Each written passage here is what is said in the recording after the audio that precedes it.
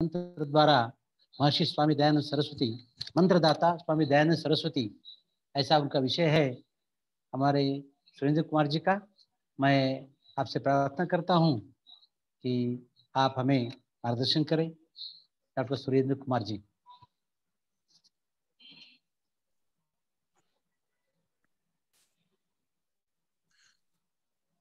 आर्य प्रतिनिधि सभा महाराष्ट्र के प्रधान श्री योगमुनि जी, मंत्री श्री दिवे जी और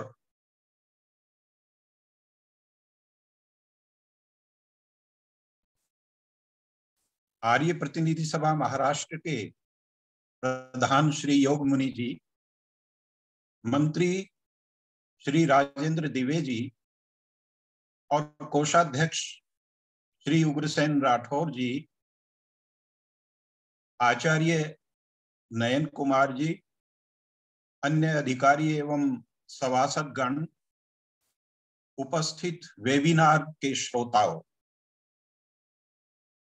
महर्षि दयानंद सरस्वती की अनेक विशेषताओं में एक बहुत ही महत्वपूर्ण विशेषता यह थी कि वे एक प्रखर राष्ट्रवादी महापुरुष थे। राष्ट्रीयता उनके जीवन का महत्वपूर्ण अंग थी। राष्ट्रवाद की भावना उनके हृदय में कूट कूट कर भरी हुई थी। यद्यपि महर्षि दयानंद का मुख्य उद्देश्य मानव जाति का कल्याण, मानव जाति का उत्थान करना था, किंतु अपने राष्ट्र आर्यावर्त अर्थात भारत की उन्हें विशेष चिंता रहती थी।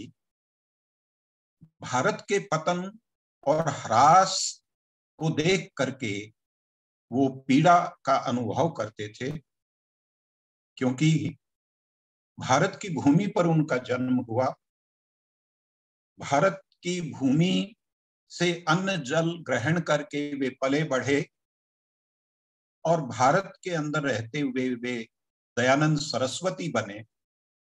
अतः स्वराष्ट्र की मातृभूमि की चिंता करना वो प्रत्येक राष्ट्र भक्त का कर्तव्य मानते थे। महर्षि दयानंद की राष्ट्र भक्ति या राष्ट्रीयता का यदि हम एक शब्द के द्वारा व्याख्यान करना चाहें, एक शब्द के द्वारा उसका वर्णन करना चाहें, तो मैं समझता हूं कि वो शब्द है स्व। स्व अर्थात अपना। वे स्वयं में विश्वास करते थे। स्वदेश, स्वधर्म, स्वशासन, स्वसंस्कृति, स्वभाषा, स्वशिक्षा, ये तत्व महर्षि दयानंद की राष्ट्रीयता के मूल आधार थे। भारत महापुरुषों की जन्मस्थली माना जाता है। यहाँ आदिकाल से अनेक ऋषि मुनि और महापुरुषों ने जन्म लिया और उनके अंदर अपनी प्रकार की विशेषताएं थी। महर्षि दयानंद भी उनमें से एक हैं।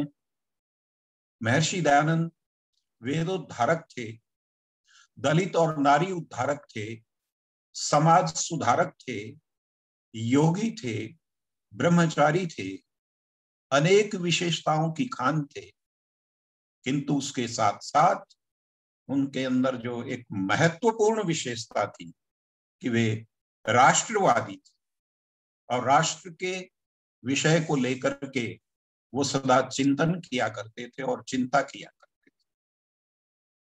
किसी भी महापुरुष के जो पत्र होते हैं, पत्र व्यवहार होता है, उस पत्र में मनुष्य अपने मन की भावनाओं को व्यक्त किया करता है। महर्षि दयानंद के पत्र व्यवहार का अध्ययन करने के बाद हम देखते हैं कि उनके हृदय में राष्ट्र के प्रति बहुत ही चिंतन और चिंता रहा करती थी। महर्षि दयानंद ने 1874 के एक विज्ञापन में अपने देश के प्रति उसके पतन और ह्रास के प्रति चिंता व्यक्त करते हुए एक महत्वपूर्ण बात कही थी। वे लिखते हैं कि आर्यावर्त देश पर मुझको बहुत पश्चाताप, क्योंकि इस देश में प्रथम बहुत सुखों और विद्याओं की उन्नति थी, किंतु इस समय ऐसा हाल बिगड़ा है कि इतना बिगाड़ किसी भी देश में देखने को नहीं आता। वे आगे इसके ऊपर दुख व्यक्त करते हुए कहते हैं कि जब प्रकृति का वही हाल है, प्रकृति ज्यों के त्यों विद्यमान है, प्रकृति के व्यवहार ज्यों के त्यों हैं, तो हमारे देश का हाल क्यों बिगड़ा है। वे इस देश की पतन अवस्था और ह्रास को देख करके बहुत व्यथित हुआ करते थे। महर्षि दयानंद के हृदय में स्वदेश प्रेम गहरे तक समाया हुआ था और स्वदेश का स्मरण करके उनका रोम रोम पुलकित हो जाता था। जोधपुर नरेश को लिखे एक पत्र में महर्षि दयानंद अपने भावों को व्यक्त करते हुए कहते हैं कि मैं जैसा सत्य धर्म की उन्नति और स्वदेश के उपकार में प्रसन्नता का अनुभव करता हूं, वैसा अन्य किसी बात में नहीं करता, क्योंकि स्वदेश के उपकार में प्रसन्नता का अनुभव करना और सत्य धर्म की उन्नति करना, यही मनुष्य जन्म, विद्वान, राजा या धनाढ्य होने का फल होता है। अपने अतीत का स्मरण करते हुए महर्षि दयानंद उस गौरव का स्मरण कराते हैं कि आज जो हमारी दुर्दशा राज्य भ्रष्टता की दृष्टि से हो गई है और जो हमारी अवस्था चारित्रिक पतन के कारण से हो गई है, कभी हमारा वर्चस्व था, कभी हम सारे संसार में जो है बलि बन करके हमें देश विदेश में याद किया जाता था, तो आज हम पराधीन हैं। महर्षि दयानंद अपने लोगों के लिए एक बहुत ही कटु शब्द का प्रयोग करते हुए, अपितु ये कहना चाहिए कि बहुत ही सार्थक शब्द का प्रयोग करते हुए कहते हैं कि हम आज अभाग्यशाली हो गए।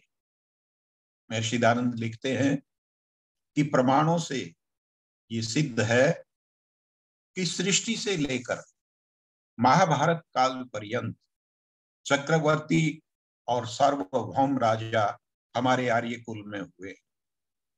आज उनके संतानों का अभाग्योदय होने से हम राजभ्रष्ट हो गए हैं और विदेशियों के पादाक्रांत हो गए।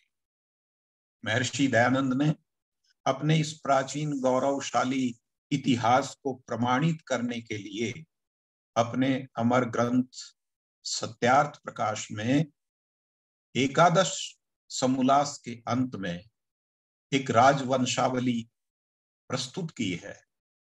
महाभारत से लेकर के राजा यशपाल तक के अनेक राजाओं की सूची, अनेक राजाओं की नामावली और उनके शासन काल का उदाहरण दे करके यह प्रमाणित किया है, ये सिद्ध किया है कि किस प्रकार इस देश में आर्यों का चक्रवर्ती शासन था, आर्य चक्रवर्ती राज्य करते थे और आज हम राज्य भ्रष्ट हो गए।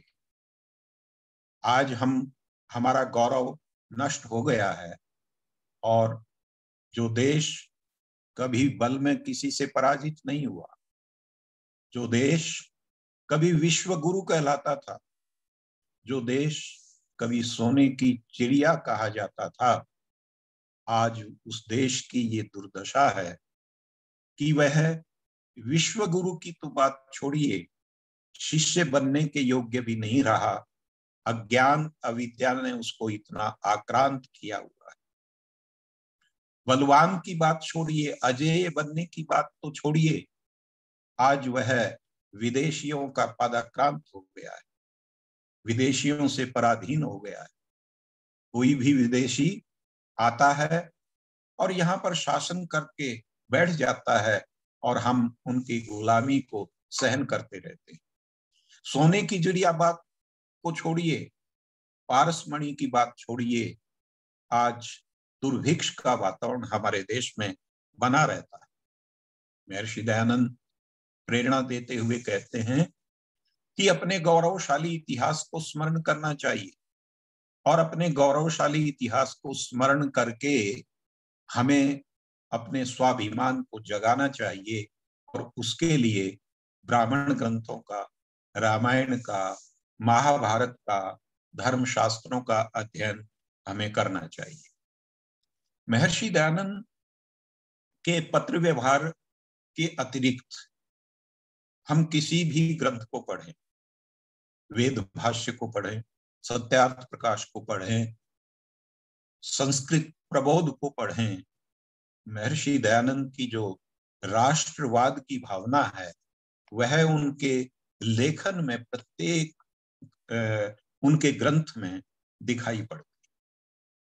महर्षि दयानंद अपने ग्रंथों में पराधीनता के प्रति आक्रोश प्रकट करते हुए दिखाई पड़ते हैं और स्वराज्य प्राप्ति की प्रेरणा करते हुए प्रत्येक लेखन में दिखाई पड़ते हैं।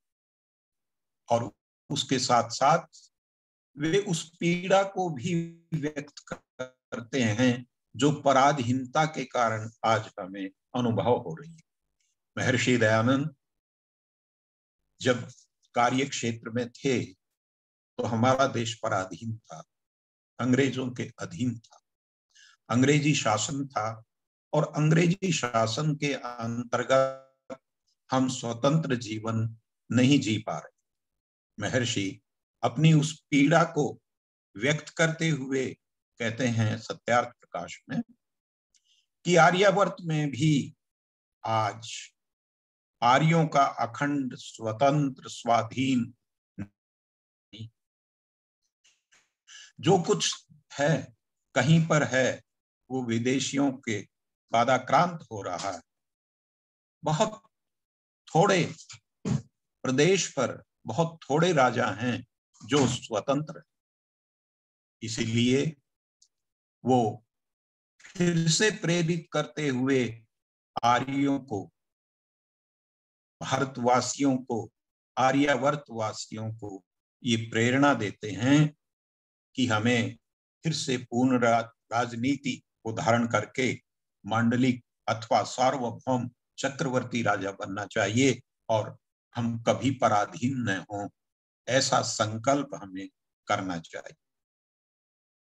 महर्षि दयानंद देश की पराधीनता और पतन की अवस्था का मूल कारण जो मानते थे वो परस्पर की फूट को मानते थे, परस्पर के कलह को मानते थे।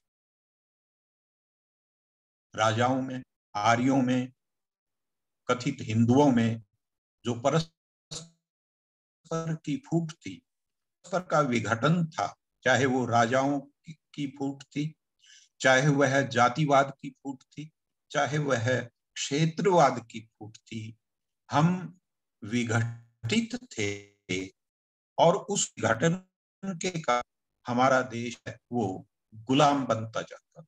कहीं एक स्थान पर, कहीं एक राजा पर यदि आक्रमण होता था विदेशी आक्रमणकारियों के द्वारा, तो दूसरा राजा ईर्ष्या और द्वेष के कारण से, परस्पर की फूट के कारण से उसकी सहायता के लिए आगे नहीं आता।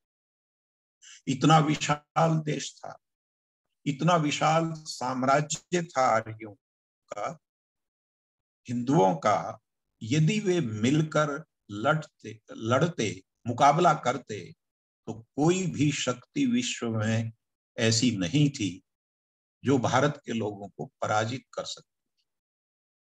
जब तक हम एक रहे, जब तक संगठित रहे, जब तक कलह से मुक्त रहे, जब तक ईर्ष्या द्वेष से मुक्त रहे, हमें कोई हरा नहीं सका। हम अपराजेय बने रहे, हम अजेय बने रहे, और ये हमारा इतिहास गवाही देता है, हमारा इतिहास इस बात की साक्षी देता है कि सिकंदर से पूर्व, सिकंदर तक परदेशियों के आक्रमण के समय हम कभी पराजित नहीं हुए। तो परस्पर की फूट और परस्पर के कलह को महर्षि दयानंद ने मूल कारण माना है पराधीनता का। और वो लिखते हैं, चेताते हुए अपने देशवासियों को लिखते हैं कि जब आपस में भाई भाई लड़ते हैं तो तीसरा विदेशी पंच आकर के बन जाता है। महर्षि दयानंद बहुत ही आहत होते हैं जब, तो हम देखते हैं कि वो परमेश्वर से प्रार्थना करते हैं उसका उपाय कर। हमने पढ़ा है उनके पत्र व्यवहार में कि शिक्षा की हानि देख करके, वैदिक शिक्षा का ह्रास देख करके उन्होंने एक पत्र में परमात्मा से यह प्रार्थना की है कि परमात्मा, मैं चाहता हूं कि इस देश में फिर से ऋषि मुनियों की वो आर्ष शिक्षा पद्धति प्रचलित हो। और इसी प्रकार फूट को देख करके महर्षि दयानंद परमात्मा से प्रार्थना करते हुए कहते हैं, परमेश्वर कृपा करें कि यह राज रोग हम आर्यों से नष्ट हो जाए। महर्षि दयानंद ने इस कलह को, इस फूट को, इस विघटन को राजरोग कह करके पुकारा है। अर्थात ऐसा रोग है जिसकी चिकित्सा उस समय उपलब्ध नहीं थी या जिसकी चिकित्सा नहीं हो पा रही थी। वो एक तरह से भारत के लिए ला इलाज बीमारी बन गई थी, असाध्य बीमारी बन गई थी। तो जिस असाध्य बीमारी को मनुष्य ठीक न कर सकें, तो महर्षि परमात्मा से उसके लिए प्रार्थना करते हैं, उस रोग को दूर करने के लिए, उस राज रोग को दूर करने। इतने चिंतित थे महर्षि अपने देश के ह्रास के कारण, अपने देश की दुर्दशा के कारण। राष्ट्रीय भावना उनके हृदय में बार बार छलकती थी, बार बार आती थी, और वे कभी पत्र व्यवहार के द्वारा, कभी अपने ग्रंथों में उन भावनाओं को व्यक्त किया करते थे। महर्षि दयानंद सबसे पहले स्वराज्य का मंत्र देने वाले व्यक्ति थे। वे स्वराज्य के सर्वप्रथम मंत्रदाता थे। महर्षि दयानंद ऐसे स्वराज्य के प्रथम मंत्रदाता थे जिन्होंने स्वराज्य की स्थापना और विदेशी राज्य के बहिष्कार का सर्वप्रथम विचार दिया था और उद्घोष दिया था। इस बात की ऐतिहासिक दृष्टि से पुष्टि होम रूल आंदोलन की प्रवर्तक श्रीमती एनी बेसेंट ने भी की। उन्होंने इसकी पुष्टि करते हुए एक बहुत ही महत्वपूर्ण बात लिखी। वे लिखती हैं, Dayanand was first to proclaim India for Indians. अर्थात भारतवासियों के लिए है। यह विचार सर्वप्रथम स्वामी दयानंद सरस्वती ने दिया था। हम अपने आजादी के इतिहास में पढ़ते हैं कि सबसे पहले 1906 में दादा भाई नौरोजी ने स्वराज्य शब्द का प्रयोग किया था। उसके बाद स्वराज्य का जो यश था, जो क्रेडिट था, वो हमारे इतिहास में बाल गंगाधर तिलक को दिया, जबकि उन्होंने सन 1926 में स्वराज्य की घोषणा की थी और हमें एक नारा दिया था जो एक महत्वपूर्ण नारा हमारे लिए बन गया। उनका नारा था, स्वराज्य हमारा जन्मसिद्ध अधिकार है। लेकिन महर्षि दयानंद तो इस स्वराज्य की विचारधारा को, इस स्वराज्य के उद्घोष को दादा भाई नौरोजी और बाल गंगाधर तिलक से बहुत पहले ही प्रस्तुत कर चुके थे। लेकिन वो क्रेडिट महर्षि दयानंद को हमारे इतिहास ने नहीं दिया। इसमें जहां हमारे ऐतिहासिकों का पक्षपात है या जहां हमारे इतिहास लेखकों की अज्ञानता है, वहां मैं समझता हूं कि हम लोगों की शिथिलता भी एक पक्ष है। हम महर्षि दयानंद के इस पक्ष को, कि महर्षि दयानंद सर्वप्रथम स्वराज्य के मंत्रदाता हैं, शायद आम लोगों के सामने प्रस्तुत नहीं कर सके, आम लोगों तक उस बात को नहीं पहुंचा सके।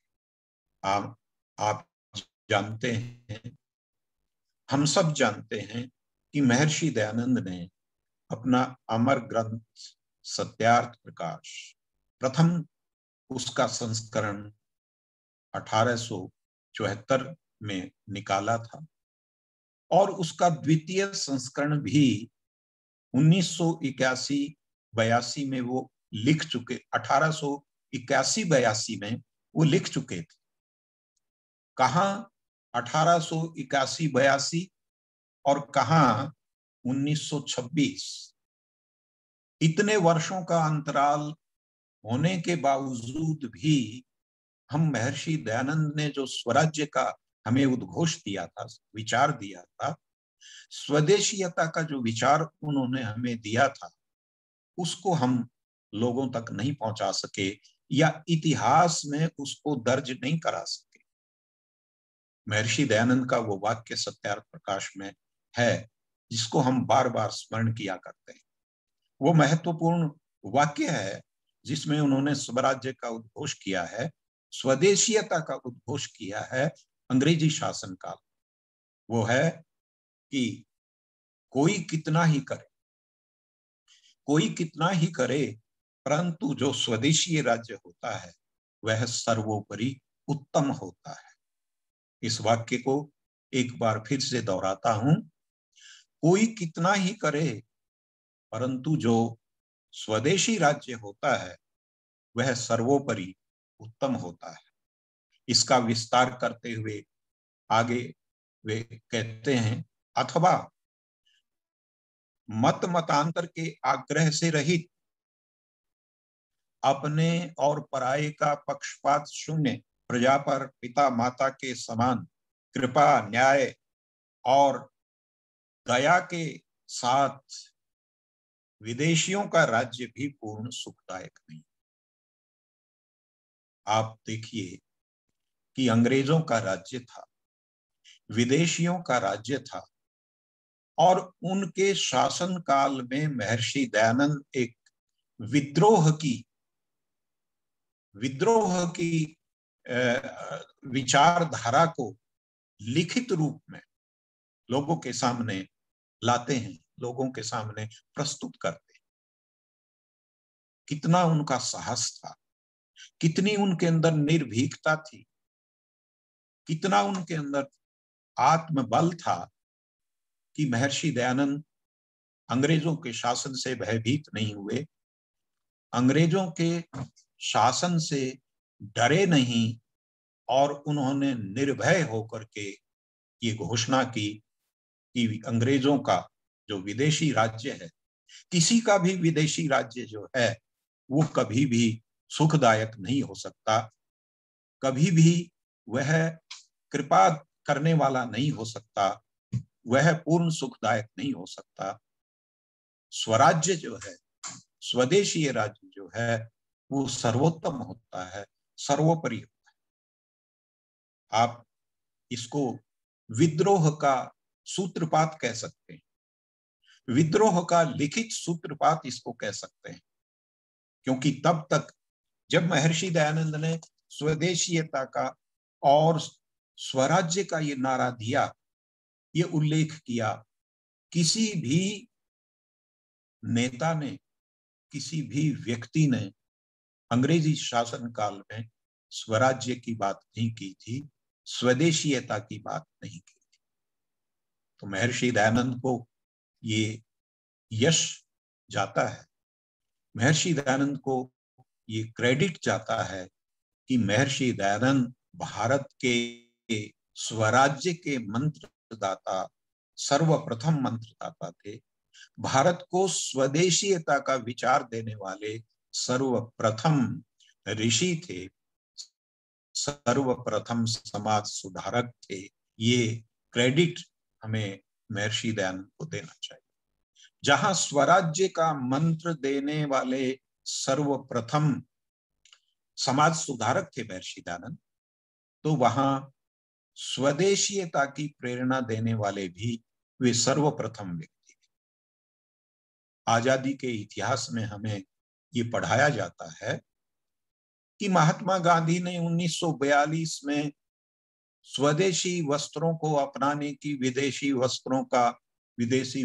वस्तुओं का बहिष्कार करने की प्रेरणा दी थी, उसका नारा दिया था। लेकिन ऐतिहासिक तथ्यों के आधार पर ये सही नहीं है। स्वदेशी वस्तुओं को अपनाने की प्रेरणा देने वाले सबसे पहले व्यक्ति तो समाज सुधारक महर्षि दयानंद। महर्षि दयानंद के जीवन में आता है कि छलेसर के ठाकुर के पुत्र गोपाल सिंह को महर्षि दयानंद ने जब भेंट हुई तो स्वदेशी वस्त्र पहनने की प्रेरणा दी थी। और इसके अतिरिक्त एक और घटना उनके जीवन की आती है कि जोधपुर राज्य के मुख्यमंत्री थे महाराज प्रताप सिंह। महाराज प्रताप सिंह को महर्षि दयानंद ने स्वदेशी वस्त्र अपनाने की प्रेरणा दी थी।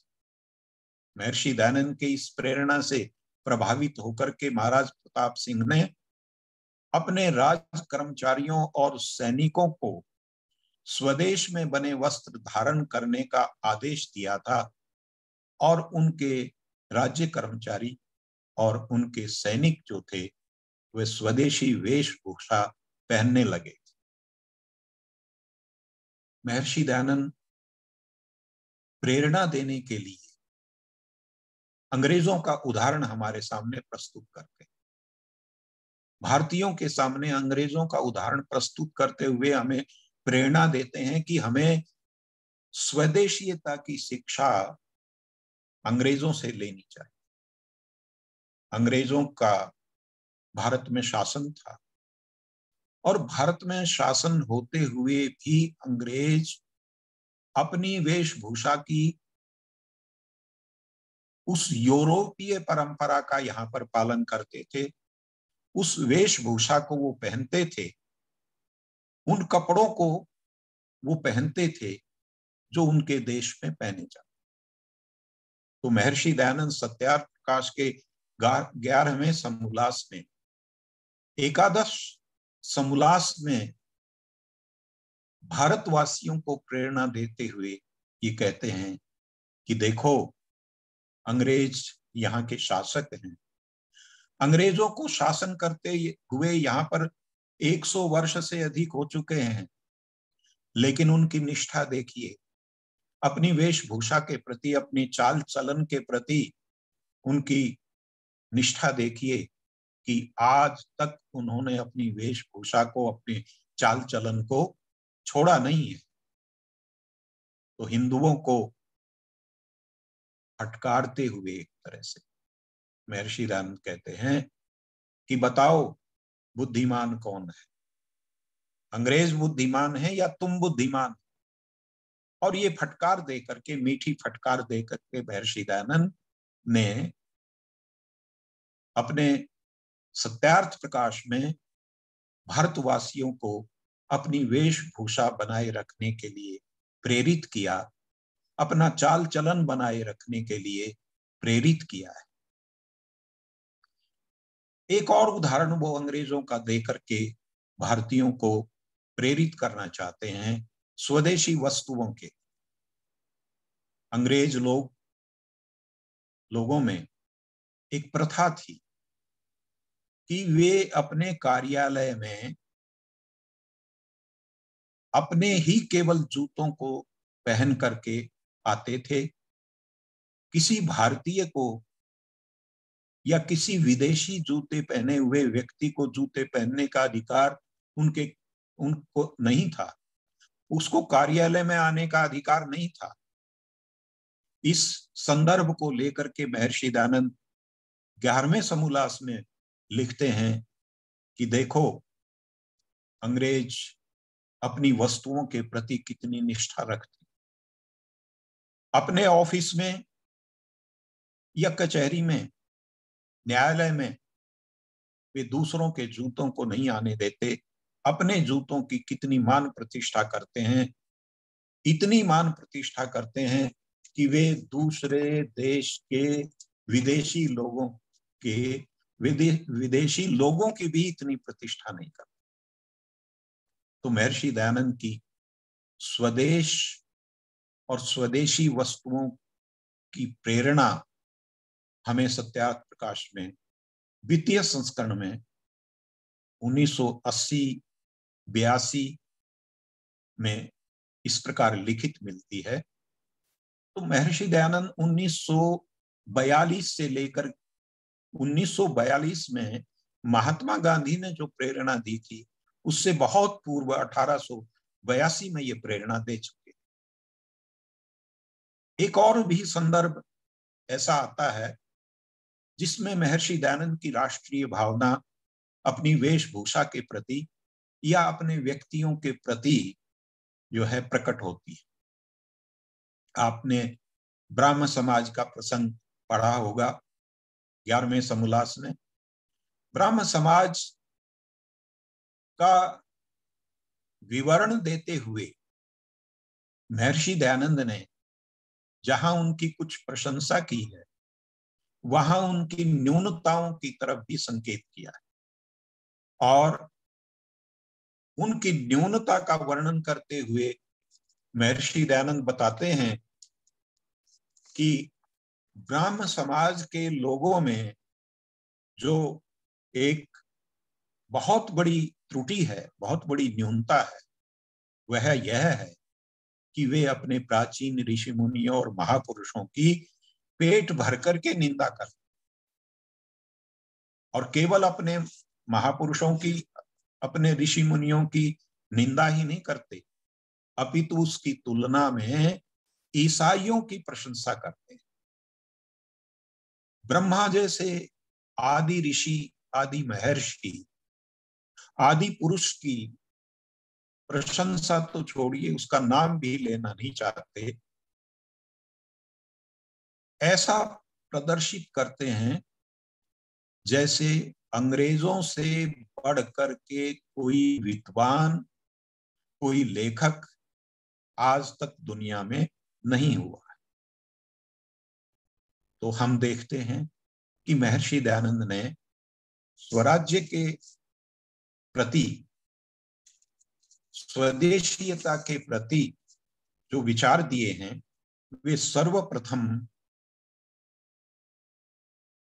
इतिहास में जो हैं वो मिलते हैं सर्वप्रथम विचारदाता के रूप में। महर्षि दयानंद न केवल स्वराज्य के प्रथम विचारदाता थे, न केवल स्वदेशीयता के प्रथम विचारदाता थे, एक निर्भीक राष्ट्रभक्त थे, एक साहसी राष्ट्रभक्त थे। वो कभी न अंग्रेजी शासन से घबराए और न कभी पराधीनता से घबराए। उनके जीवन में एक घटना आती है कि वे एक बार किसी रेलवे स्टेशन पर घूम रहे थे। उस समय वे कौपीनधारी थे, तो किसी अंग्रेज अधिकारी ने उनको रोका और कहा कि महाराज, इस तरह समाज में नहीं रहना चाहिए। तो महर्षि दयानंद की युक्ति देखिए, महर्षि दयानंद की ऊहा देखिए, प्रत्युत्पन्नमति महर्षि दयानंद थे। उनका उत्तर देखिए, वो कहते हैं कि जाओ, जिस अधिकारी ने तुम्हें भेजा है उनको ये कह दो कि हम तुम्हारे आदम हवा के युग के व्यक्ति हैं। और वो व्यक्ति चुप हो गया। वे अंग्रेजों से या अंग्रेजों के किसी भी दबाव के सामने नहीं डरते। महर्षि दयानंद अपने न केवल लेखन में अंग्रेजों का विरोध करते थे, अंग्रेजों की आलोचना करते थे, भारत की प्रशंसा करते थे, भारत के ऋषि मुनियों की प्रशंसा करते थे, भारत की राष्ट्रीयता की चर्चाएं करते थे। अपितु अपने वक्तव्यों में भी वो इस प्रकार के कथन किया करते थे, आलोचना किया करते। उनके जीवन का ही एक प्रसंग है कि वे अपने वक्तव्य में अंग्रेजों की आलोचना कर रहे थे, भारत की प्रशंसा उन्होंने की। तो एक कलेक्टर ने उनके भाषण के बाद कहा कि महाराज, आपके भाषण को यदि हम मान करके चलें तो हमें भारत से अपना बोरिया बिस्तर उठा करके चला जाना पड़ेगा। इस टिप्पणी से हमें ये ज्ञात होता है कि महर्षि दयानंद निर्भीक होकर के अपने राष्ट्र के प्रति प्रेम प्रदर्शित करते थे और अंग्रेजी शासन की आलोचना किया करते।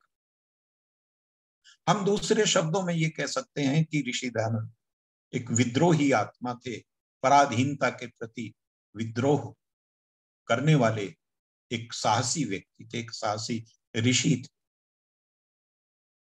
आपने सत्यार्थ प्रकाश पढ़ा है। सत्यार्थ प्रकाश में एक समोल्लास ईसाइयों की आलोचना का है।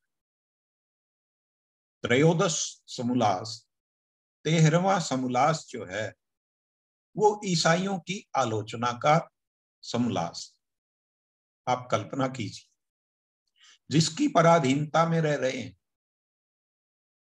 जिसके शासन में रह रहे हैं, जो इतना अत्याचारी है कि अपनी आलोचना करने वालों को कभी फांसी पर लटका देता है, तो कभी तरह तरह की यातनाएं देता है, कभी जेलों में डाल देता है। ऐसे अंग्रेज शासन के काल में उसके राज्य में महर्षि दयानंद न केवल अंग्रेजों की आलोचना करते, अपितु उनके धर्म ग्रंथ की और उनके पैगंबर की भी खुल करके आलोचना करते हैं। ये सारा त्रयोदश समोल्लास जो है वो पढ़ करके हमें जानकारी। लेकिन उसके अंदर भी अवसर आने पर वो अंग्रेजों की जो न्यूनताएं हैं, अंग्रेजों की जो बुराइयां हैं, उनको प्रकट करने से नहीं छूटा। मैं आपको एक कुछ संदर्भ बताना चाहता हूं जिनमें उन्होंने खुल करके अंग्रेजों की आलोचना की। उससे पूर्व भारत की उन्होंने प्रशंसा की। 11वें समोल्लास के प्रारंभ में भारत की प्रशंसा करते हुए, अपने राष्ट्र की प्रशंसा करते हुए, अपने आर्यावर्त की प्रशंसा करते हुए उन्होंने इसको पारसमणि कहा, उन्होंने इसको स्वर्ण भूमि कहा और इसकी व्याख्या करते हुए बताया है कि पारसमणि कोई पारस नहीं होती। उसका अभिप्राय यह है कि जिसको छूते ही जिसमें रहकर दरिद्र लोग भी धनवान बन जाते थे, दरिद्र लोग भी स्वर्ण की तरह धनाढ्य बन जाते थे। ये ऐसा हमारा देश है और इस देश की महान संस्कृति है, महान सभ्यता है। जहां भारत की इस प्रकार की उन्होंने प्रशंसा की है, वहां ईसाइयों की और अंग्रेजी शासन की आलोचना की। हम बहुत बार आज भी अपने बुजुर्गों से या पुराने लोगों से या अंग्रेज समर्थक लेखकों से ये सुनते रहते हैं कि अंग्रेजों के काल में बहुत अच्छा न्याय हुआ करता, वो ठीक ठीक न्याय करते थे। महर्षि दयानंद इस बात को स्वीकार नहीं करते, इस तथ्य को स्वीकार नहीं करते। वे कहते हैं कि नहीं, अंग्रेज लोगों का ये स्वभाव था, अंग्रेज लोगों का ये व्यवहार था कि वे अंग्रेज में और गैर अंग्रेज में अर्थात भारतीयों के साथ पक्षपातपूर्ण न्याय करते, अंग्रेजों का पक्ष लेकर के छोड़ देते थे उनको, और भारतीयों को सामान्य दोष होने पर या निर्दोष होने के बावजूद भी उनको दंडित करते थे और भयंकर दंड से दंडित करते। एक समीक्षा करते हुए, उनके बाइबिल की आयत की समीक्षा करते हुए उन्होंने एक वाक्य लिखा जो मैं आपको सुनाना चाहता। महर्षि दयानंद कहते हैं कि ईसाई लोग ईसाइयों का बहुत पक्षपात कर किसी गोरे ने काले को मार दिया हो तो भी बहुधा पक्षपात से निरपराधी करके छोड़ देते। ऐसा ही ईसा के स्वर्ग का भी न्याय रहा होगा। आप देखिए कितना साहसिक कथन है, किसी भी प्रकार का भय नहीं। ईसाइयों के न्याय के पक्षपात को बताने में और उसके साथ साथ उनके पैगंबर ईसा के ऊपर आलोचना करके, मैं समझता हूं कि अब कोई भी व्यक्ति अपनी व्यवस्था की आलोचना बहुत आसानी से सहन कर लेता है, किंतु अपने पैगंबर की आलोचना करने में उनको बहुत कष्ट की अनुभूति होती है और वह चाहता है कि उसका बदला ले। अंग्रेजों का दमनपूर्ण शासन था, लेकिन उससे भी महर्षि दयानंद नहीं डरे, कभी भी पीछे नहीं हटे, और जहां उनको उचित लगा, जहां उनको सत्य लगा, उस सत्य को उन्होंने अवश्य प्रकट किया।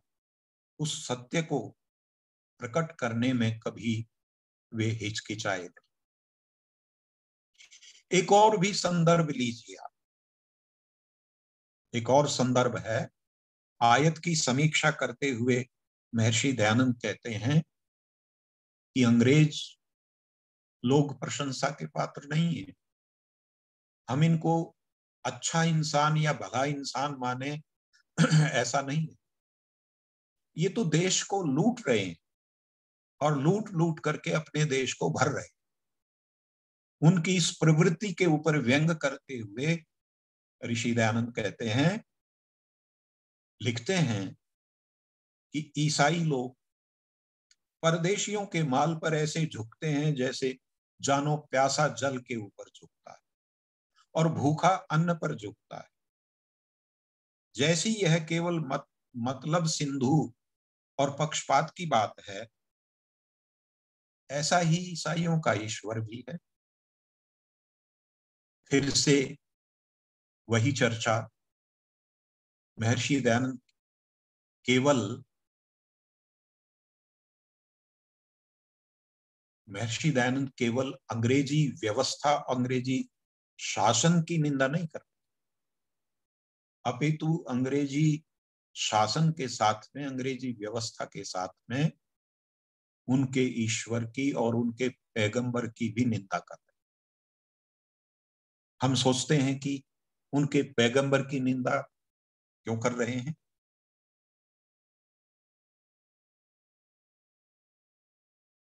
क्योंकि उस आयत में उन्होंने अपने पैगंबर की प्रशंसा की है, अपने परमेश्वर की प्रशंसा की है। तो वो कहते हैं कि यदि वे अपने पैगंबर के सच्चे अनुयायी हैं, अपने ईश्वर के प्रति सच्ची श्रद्धा रखने वाले हैं, तो उनका ईश्वर भी, उनका पैगंबर भी न्याय करने वाला होना चाहिए। उनका ईश्वर, उनका पैगंबर भी लूट न मचाने वाला होना चाहिए।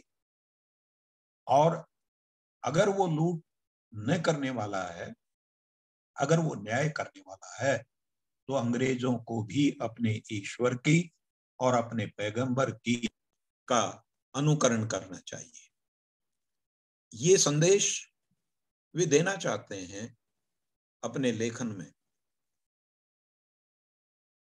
इसके अतिरिक्त जब भी कहीं अवसर महर्षि दयानंद को आया, तो अपने महापुरुषों की प्रशंसा करते हुए उन्होंने अंग्रेजों को बार बार चुनौतियां दी। एक और संदर्भ से आपको मैं अवगत कराना चाहता हूं, और वह संदर्भ भारतीयों के लिए अंधविश्वास का है, मूर्ति पूजा के अंधविश्वास का है, लेकिन अंग्रेजों के लिए एक प्रेरणा देने वाला है। महर्षि दयानंद मूर्ति पूजा के प्रसंग में भारतीयों को प्रेरित करते हुए लिखते हैं कि मूर्ति पूजा एक अंधविश्वास है, और जो हमारी ये धारणा है, जो हमारी ये आस्था बना रखी है कि मूर्तियां हमारा कल्याण करती हैं, मूर्तियां हमारी रक्षा करती हैं, मूर्तियां हमें उपदेश देती हैं, संदेश देती हैं, मूर्तियां हमारा कल्याण करती हैं। महर्षि दयानंद कहते हैं कि ये कोरा अंधविश्वास है। और मूर्तियां जब भी कभी हम प्रत्यक्ष देखते हैं, मूर्तियां यहां तक कि मक्खी की टांग भी नहीं तोड़ सकती, वे उदाहरण देते हैं। मक्खी की टांग तोड़ना एक मुहावरा है, यानी कोई छोटे से छोटा काम भी हमारी रक्षा में मूर्तियां नहीं कर सकती। इसलिए मूर्ति पूजा के अंधविश्वास में हमें जो है विश्वास, आस्था नहीं करनी चाहिए और उसका विश्वास नहीं करना चाहिए। महर्षि दयानंद कहते हैं कि ये आस्था, ये जो श्रद्धा है मूर्ति पूजा में, ये निरर्थक है और बहुत हानिकारक।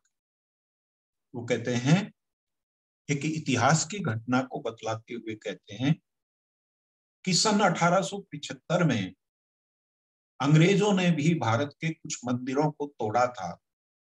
अंग्रेजों ने भी उन मंदिरों में रखी मूर्तियों को, जैसे मुसलमान लोग मूर्ति भंजन करते हैं, मंदिर भंजन करते हैं, उसी प्रकार अंग्रेजों ने भी मंदिर को तोड़ा था और मंदिर में रखी मूर्तियों को तोड़ा।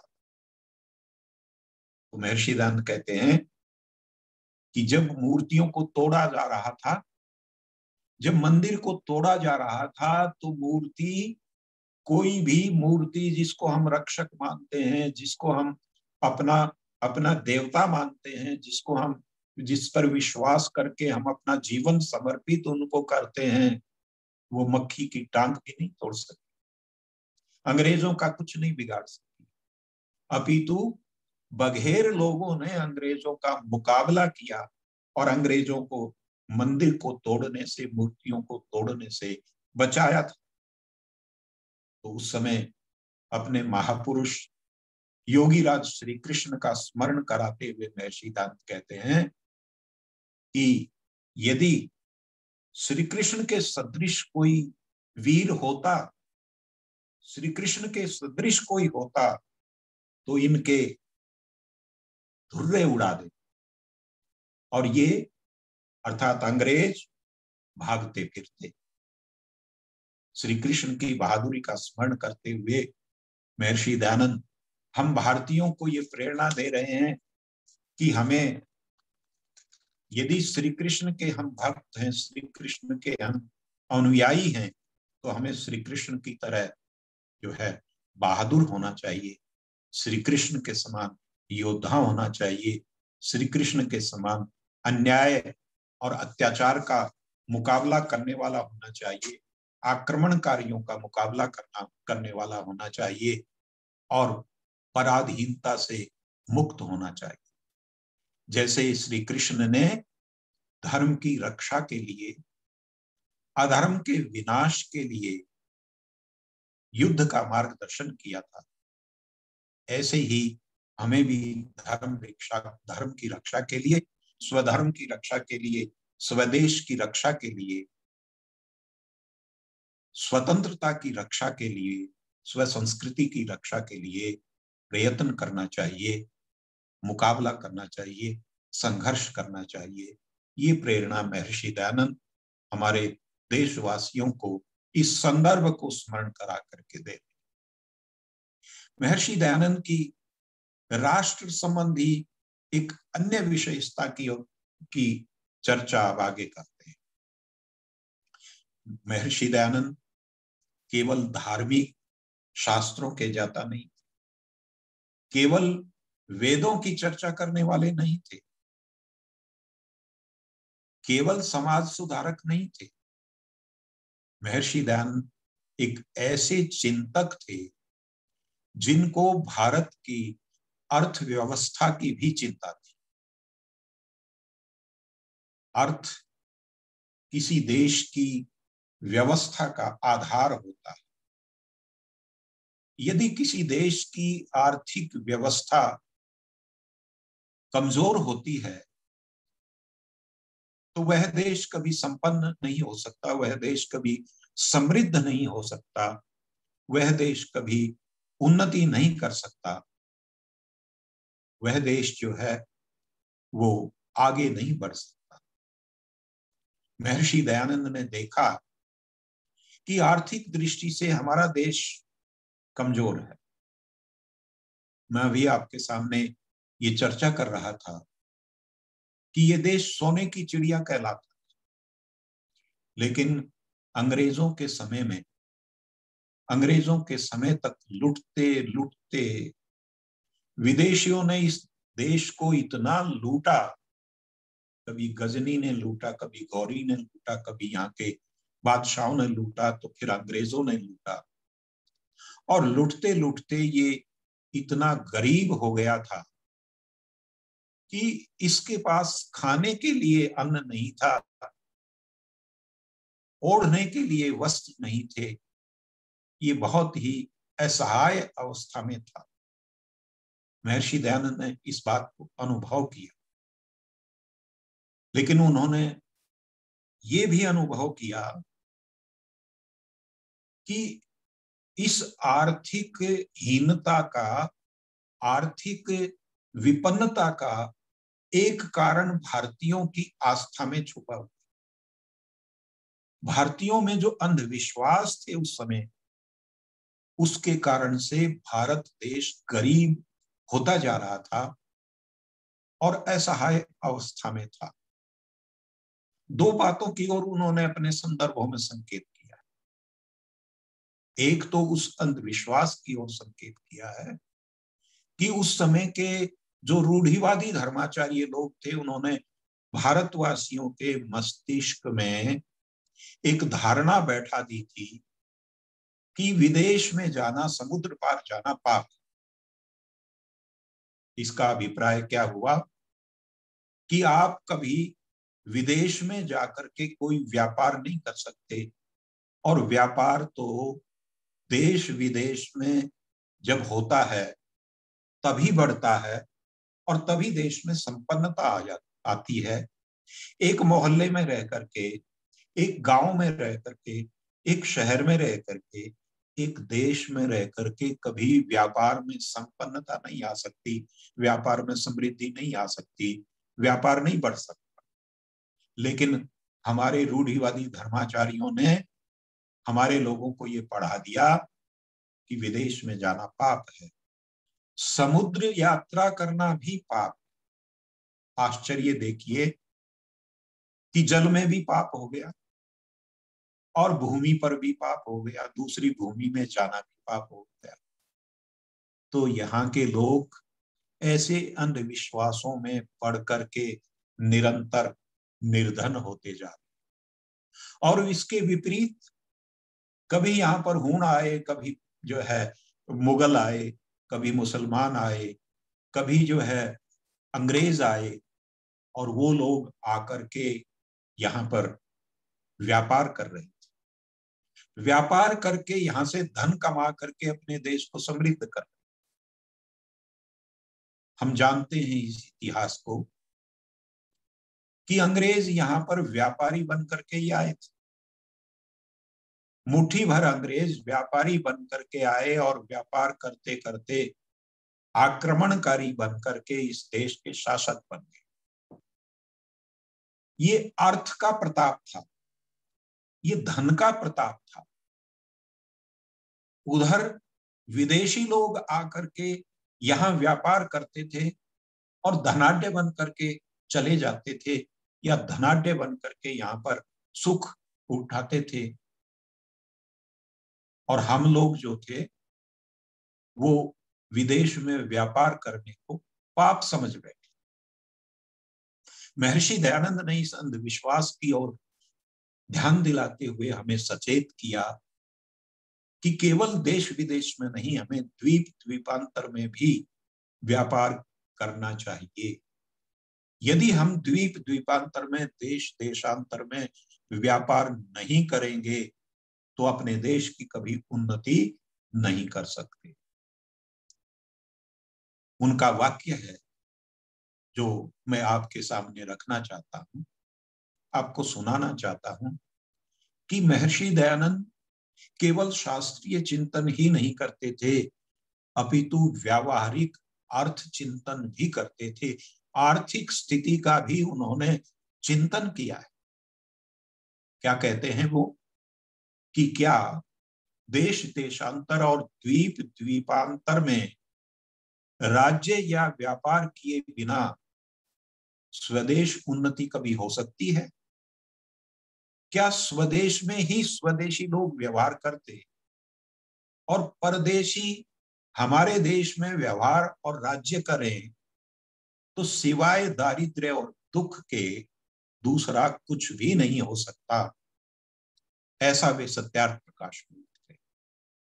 देखिए, दो महत्वपूर्ण बातें इसमें। दोनों हमारे राष्ट्रीय संपन्नता, राष्ट्रीय कल्याण, राष्ट्रीय उत्थान, राष्ट्रीय समृद्धि के लिए उन्होंने कही हैं, उससे जुड़ी हुई। एक तो अर्थ की और दूसरी फिर उन्होंने राज्य की बात की। अर्थात भारतवासियों को विदेशों में व्यापार भी करना चाहिए और भारतवासियों को विदेशों में शासन भी करना चाहिए। जिस प्रकार हमारे देश में आकर मुस्लिम, हूण, पठान और अंग्रेज शासन कर रहे हैं, भारतीयों को भी देश विदेश में अपना शासन करना चाहिए, अपना चक्रवर्ती राज्य स्थापित करना चाहिए। ये दोनों प्रेरणाएं वो इस वाक्य के द्वारा दे रहे हैं। कहते हैं यदि ऐसा नहीं करोगे तो भारतवासियों, आपको सिवाय दरिद्रता के कुछ नहीं प्राप्त होगा, सिवाय दुख के दूसरी कोई उपलब्धि आपको नहीं हो सकती। और ऐसा करने से हमने देखा है, हमने अपने इतिहास में पढ़ा है कि भारतवासियों ने दुख ही उठाया है, गरीबी को ही पाया है, वे उन्नति नहीं कर सके जब तक कि इन अंधविश्वासों को हमने नहीं छोड़ा। यहां तक अंधविश्वास की स्थिति थी। आप ध्यान कीजिए कि हमारे लोग जो रूढ़िवाद में विश्वास करते थे, जो अंधविश्वास में विश्वास करते थे, राजनीतिक अनिवार्य परिस्थितियों के कारण उनको विदेशों में जाना पड़ा, तो आश्चर्य की बात है कि वो पानी भी यहाँ का लेकर के जाते थे। अर्थात बाहर का पानी पी करके भी वो अपने आप को पतित और पापी समझने लगे थे। जिन लोगों की इतनी कमजोर धारणा बन गई थी, वो विदेशों में क्या राज्य कर सकते? वे विदेशों में जाकर के देश के लिए धन का अर्जन कैसे कर सकते? महर्षि दयानंद ने इसी अर्थव्यवस्था पर चिंतन करते हुए गोकरुणा निधि लिखी और गौ से होने वाले लाभों को उसमें प्रदर्शित किया और यह दिखाया कि एक, महर्षि दयानंद कहते हैं कि इस देश में गौ आदि पशुओं की हत्या नहीं होती थी।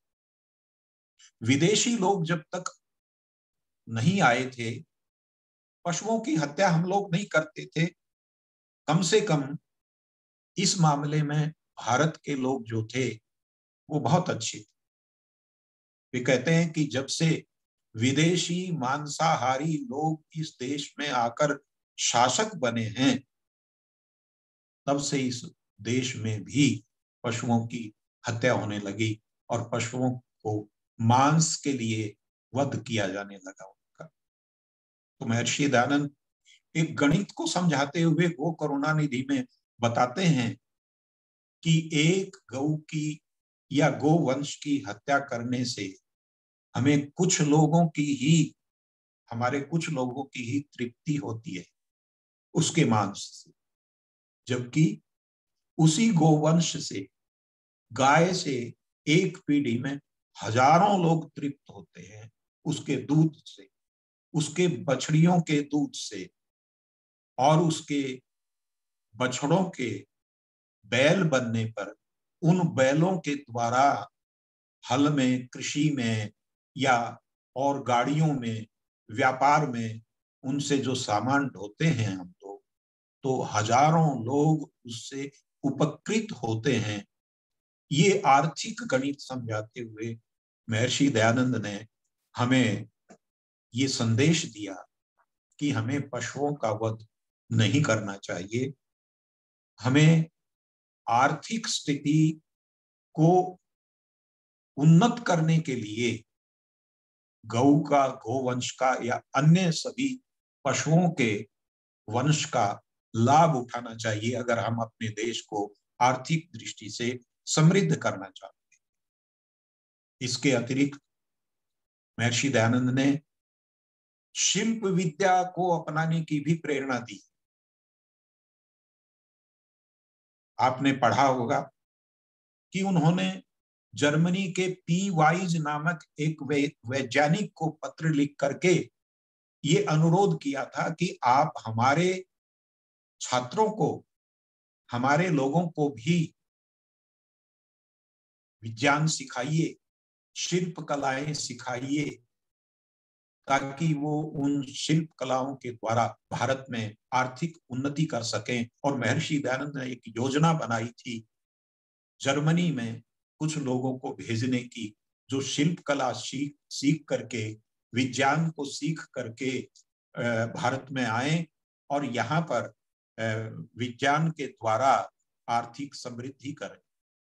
इतना दूरदर्शी चिंतन था महर्षि दयानंद का, इतनी राष्ट्र के प्रति उनकी इतनी अधिक चिंता और चिंतन था कि वे हर दिशा में ये सोचते रहते थे कि किस प्रकार हम अपने राष्ट्र की उन्नति कर सकते हैं, किस प्रकार हम सभी दिशाओं में इसको आगे बढ़ा सकते हैं।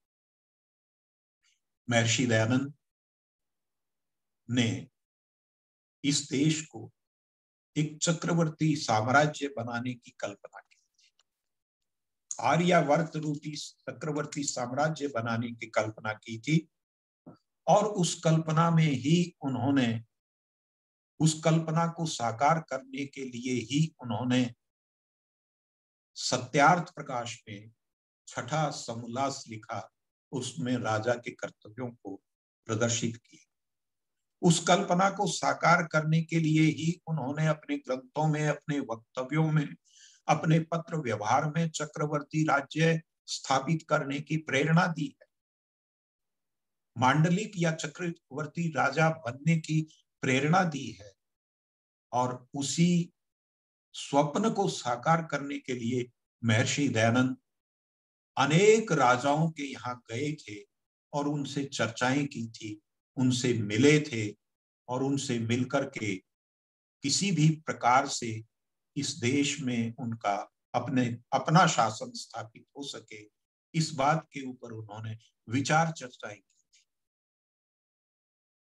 इतना ही नहीं, जोधपुर नरेश को लिखे हुए पत्र में या अन्य नरेशों को लिखे हुए पत्रों में या विचारों में उन्होंने इस बात पर भी जोर दिया था कि छात्रशालाएं यानी क्षत्रियों के लिए ऐसी शालाएं, ऐसी पाठशालाएं खोली जानी चाहिए जिसमें उनको राजनीति और क्षत्रिय वर्ण की शिक्षा देकर के, अस्त्र शस्त्र की शिक्षा देकर के उनको बलवान बनाया जा सके, उनको अच्छा योद्धा बनाया जा सके, उनको राजनीतिज्ञ बनाया जा सके, और ऐसा राजनीतिज्ञ बनाया जा सके जो अपने देश के लिए एकता, अपने देश को एक सूत्रता में, एकता में बांधने का प्रयास कर सकें और कभी पराधीन न। महर्षि दयानंद ने इसी दृष्टिकोण को सामने रख करके आर्य समाज की स्थापना की थी। आप याद कीजिए कि आर्य समाज के नियमों में 3 नियम राष्ट्र से संबंधित है, समाज से संबंधित है, जनता से संबंधित है, कि संसार का उपकार करना इस समाज का मुख्य उद्देश्य है। प्रत्येक को अपनी ही उन्नति में संतुष्ट नहीं रहना चाहिए, सबकी उन्नति में अपनी उन्नति समझनी चाहिए। अविद्या का नाश और विद्या की वृद्धि करनी चाहिए। ये कोई निजी हित के लिए बनाए हुए नियम नहीं थे, ये राष्ट्र हित के लिए, प्रजा हित के लिए, ये जनहित के लिए महर्षि दयानंद ने ये नियम बनाए थे और आर्य समाज को इन उपकार करने के लिए, समाज का उपकार करने के लिए प्रेरित किया। क्योंकि व्यक्ति से समाज बनता है और समाज जैसा होगा वैसा ही राष्ट्र बनता है। इसीलिए महर्षि दयानंद के ग्रंथों को पढ़कर, महर्षि दयानंद से प्रेरणा प्राप्त करके मैं कहना चाहता हूं कि प्रत्येक आर्य समाजी स्वाभाविक रूप से राष्ट्रवादी करता है, और इसका उदाहरण हम उसके आर्य समाज के इतिहास में देख सकते हैं। आर्य समाज के लोगों ने स्वतंत्रता आंदोलन में बहुसंख्या में भाग लिया। जो प्रचलित कथन है यदि माना जाए उसको, तो अधिकांश आर्य समाजी थे स्वतंत्रता आंदोलन में भाग लेने वाले, देश को आजाद कराने। आर्य समाज के लोगों ने गौरक्षा आंदोलन में गौ रक्षा के लिए भाग लिया।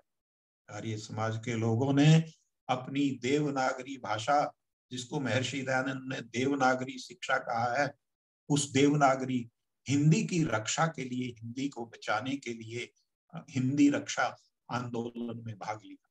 जितने भी राष्ट्रीय कर्तव्य होते हैं या राष्ट्र हित के कर्तव्य होते हैं, उन सब में आर्य समाजी अग्रणी होकर के भाग लेते हैं। ये महर्षि दयानंद की राष्ट्रवाद की प्रेरणा का प्रभाव है। और अंतिम बात कह करके मैं अपने वक्तव्य को विराम देता हूँ। गोपाल हरि पंड्या ने महर्षि दयानंद से एक प्रश्न किया था कि महर्षि, इस देश का हित कब होगा और कैसे होगा? तो महर्षि दयानंद ने क्या उत्तर दिया था? महर्षि दयानंद कहने लगे, जब इस देश में एक मत होगा, एक धर्म होगा, एक धर्म ग्रंथ होगा, एक शासन होगा, एक भाषा होगी, उस दिन इस देश का कल्याण हो जाएगा, इस देश का हित हो जाएगा और ये राष्ट्र विश्व में फिर से विश्व गुरु के पद पर पहुंच सकेगा। धन्यवाद। आचार्य जी के बहुत बहुत धन्यवाद हैं। आपने अपने मुखारविंदों से आज महर्षि दयानंद का राष्ट्र के प्रति चिंतन जो है और साथ ही साथ महर्षि दयानंद के स्वदेश और स्वराज्य के लिए जो मंतव्य हैं उनको आपने हम श्रोताओं के सम्मुख किया है। लगभग 1 घंटा 10 मिनट तक आपका वक्तव्य चला है। बहुत ही सहजता के साथ, सरलता के साथ आपने इस वर्चुअल वेबिनार में हम सभी श्रोताओं को राष्ट्रीय विचारों से, महर्षि दयानंद के राष्ट्रीय मंतव्यों से अवगत कराया है। आपने महर्षि दयानंद के विविध ग्रंथों के साथ ही साथ पत्र व्यवहार एवं उनसे जुड़ी अनेकों घटनाओं को प्रस्तुत करते हुए महर्षि दयानंद के राष्ट्र चिंतन एवं राष्ट्र चिंता को आपने अभिव्यक्त किया है। बहुत सारी ऐसी बातें थी कि जो हमें पता नहीं थी, लेकिन आपने अपने अध्ययनशील व्याख्यान के माध्यम से समझाने का प्रयास किया है। मैं सोचता हूं कि आज का यह व्याख्यान आर्य जाति में जो आज आलस्य और प्रमाद की जो धारा बह रही है उसको रोकने के लिए बहुत उपयुक्त सिद्ध होगा। आज हमारे देश में कितनी समस्याएं खड़ी हैं, चाहे शासन कोई भी आए, लेकिन सच में महर्षि दयानंद का जो राष्ट्र के प्रति चिंतन रहा है, एक धर्म, एक भाषा, एक विचार, एक लिपि और एक हमारा मंतव्य जब तक नहीं होगा, इन महर्षि के विचारों को हम जब तक नहीं करेंगे, ग्रहण करेंगे, तब तक सही अर्थों में हम महर्षि को समझ नहीं पाएंगे। आचार्य जी का बहुत बहुत धन्यवाद है। आज हमारा वेबिनार 7 मिनट पहले शुरू हुआ, लेकिन फिर भी आपने सहजता के साथ स्वीकार करके सम्मिलित हुए।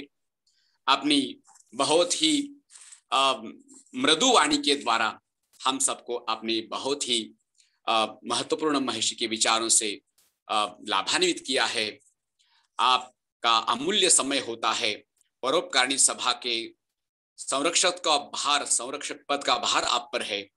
परोपकारी पत्रिका का संपादक का भार आप पर है। मैं श्रोताओं से निवेदन करना चाहता हूं, आचार्य जी के उच्च, डॉक्टर साहब के उच्च विचारों को आप परोपकारी के संपादकीय पृष्ठों को पढ़कर समझ सकते हैं कितना उनका चिंतन है। चाहे ऐतिहासिक हो, धार्मिक हो, राष्ट्रीय हो, सामाजिक हो, वैश्विक हो, समसामयिक जितनी भी समस्याएं खड़ी रहती है, तब आपके विचार हमें पढ़ने मिलते हैं।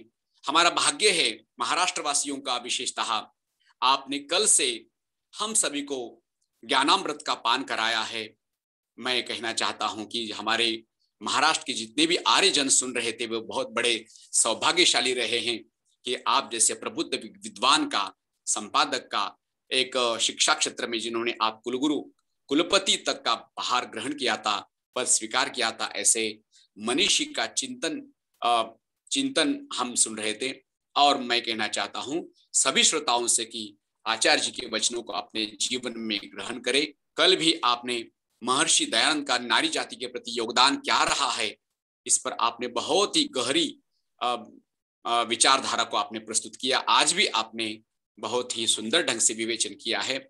मैं महाराष्ट्र सभा की ओर से आपका बहुत बहुत धन्यवाद व्यक्त करना चाहता हूं। आपने हमारे निवेदन को, आपने हमारे विनंती को स्वीकार करके आज के 2 दिन कल से दे रहे थे आप। आचार्य जी, भविष्य में हम आपको पुनः आमंत्रित करेंगे। इतना कोरोना का समय समाप्त होने के बाद महाराष्ट्र के द्वारा, महाराष्ट्र सभा के द्वारा जब भी कार्यक्रम होगा तो हम आपको प्रत्यक्ष आमंत्रित करेंगे। परमपिता परमात्मा से हम कामना करते हैं भगवान आचार्य जी को, डॉक्टर साहब को आप बहुत बहुत दीर्घायु प्रदान करें और साथ ही साथ उनके द्वारा आर्य जगत का मार्गदर्शन होता रहे, पथ प्रदर्शन होता रहे। हमारे आज के जमाने में आर्य समाज शिथिलता की ओर बढ़ रहा है, लेकिन आप जैसे प्रबुद्ध विद्वान, चिंतनशील और सिद्धहस्त लेखक, संपादक जब रहेंगे तो निश्चित रूप से आर्य जगत पुनः एक बार प्रगति पथ पर विराजमान होगा। मैं हमारी सभा के सभी पदाधिकारियों के द्वारा और हमारे सभी आर्यजन श्रोताओं के द्वारा आपका बहुत बहुत ऋण व्यक्त करता हूँ, धन्यवाद व्यक्त करता हूँ। इसी प्रकार भविष्य में भी आप हमें सहयोग देते रहेंगे। सभा के हमारे प्रधान जी से मैं निवेदन करता हूँ, डॉक्टर माननीय श्री योग मुनि जी, कृपा करके आप आज का अध्यक्ष समापन करें और आचार्य जी के पुनः एक बार धन्यवाद भी व्यक्त करें। श्री योग मुनि जी धुलिया से हैं, आदरणीय श्री योग मुनि जी, सभा के प्रधान श्री योग मुनि जी, आर्योदय जी, उनको आमंत्रित कीजिए। मुनि जी कृपया वीडियो स्टार्ट कीजिए।